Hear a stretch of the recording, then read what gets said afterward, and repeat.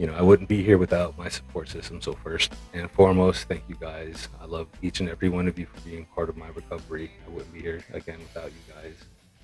What's up, guys? Today is a special episode of the Hustle and Heal podcast. We're celebrating 2 years of sobriety, my journey. I wanted to record this episode today, not just to look back, but to give hope, inspiration, and if anyone is out there still struggling, if I can do it, you can do it. Today, I celebrate 2 years of clarity, 2 years of dedication, hope, and I learned a lot about myself. I learned a lot about recovery and definitely learned a lot about the difference between year one and year two of sobriety. I'll get into it. Situation in treatment one day, I was having a really fucked up day, bad day, and I just wanted to leave. I wanted to drink.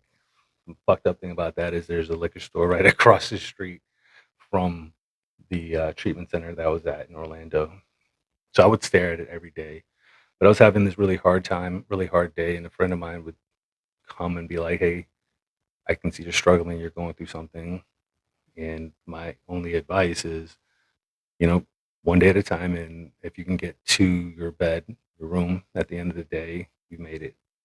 So that reminds me, and it just stuck with me forever. Every day is going to be something, and you're always going to want to run, quit, or go hard or fight. You're always going to have that fight, flight.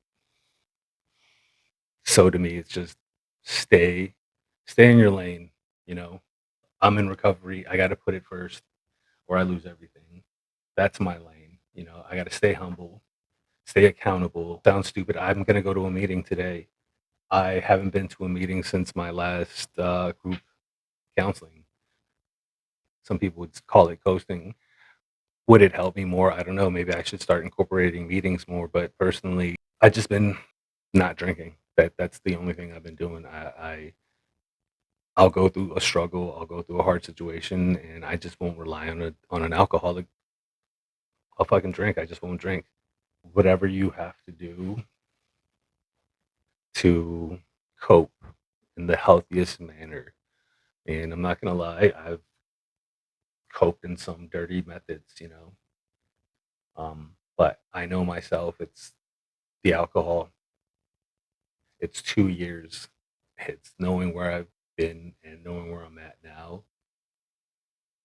That would just shatter my heart if I were to give up on myself.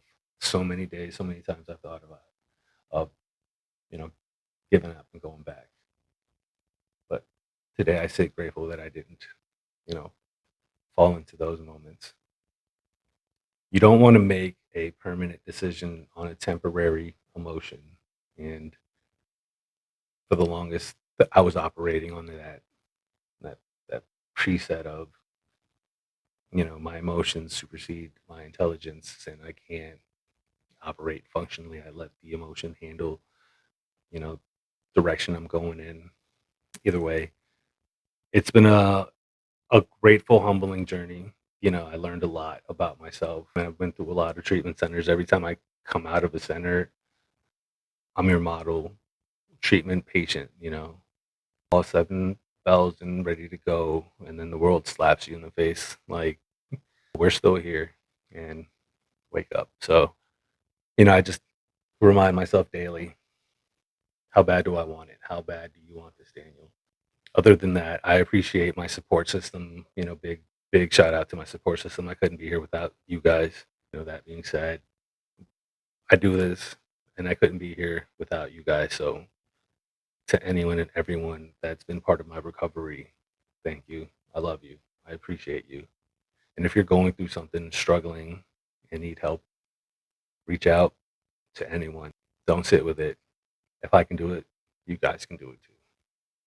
What made you want to stop? What made you want to change? And it starts there. You have to reflect internally. I used to often say, I'm broken and I got to fix things. And a good counselor of mine, Danny, shout out to you, told me to stop using that word. So we've replaced it with heal, hustle and heal. So no longer am I broken, I'm just healing. That was the initiative, the perspective shift that I needed to view the world through, you know? So once I started forgiving myself, once I started reflecting on the damage caused externally, internally, and started taking accountability, it wasn't until then that I can start healing. So